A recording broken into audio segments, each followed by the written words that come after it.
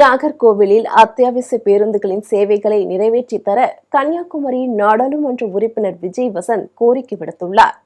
வெட்டூர் மடத்தில் உள்ள நாடாளுமன்ற உறுப்பினர் அலுவலகத்தில் பொதுமக்கள் அளித்த கோரிக்கை மனு அடிப்படையில் கோட்ட பொது மேலாளர் பாலசுப்ரமணியனுடன் கன்னியாகுமரி நாடாளுமன்ற உறுப்பினர் விஜய் வசந்த் ஆலோசனை நடத்தினார்.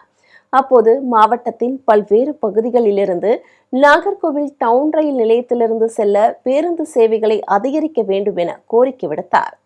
குறிப்பாக பார்வதிபுரம் டவுன் ரயில் நிலையம் தொடர் சேவையை அறிமுகப்படுத்த கேட்டுக்கொண்டார். மேலும் 9L நாகர்கோவில் வேங்கோடு பேருந்தை தேங்காய்பட்டணம் வரை நீட்டிப்பு செய்ய வேண்டும், 87N பேருந்தை முழு நேரமாக இயங்க செய்ய வேண்டும் என்று குறிப்பிட்டார். வடசேரி செல்ல மேலப்பெருவிலையில் இருந்து பார்வதிபுரம் வழியாக அதிக பேருந்தும், சுங்கான்கடை புனித சவேரியார் மருத்துவமனை செல்லும் மக்களின் வசதிக்காக பேருந்து நிறுத்தமும் அமைத்து தர வேண்டும் என்று தெரிவித்தார்.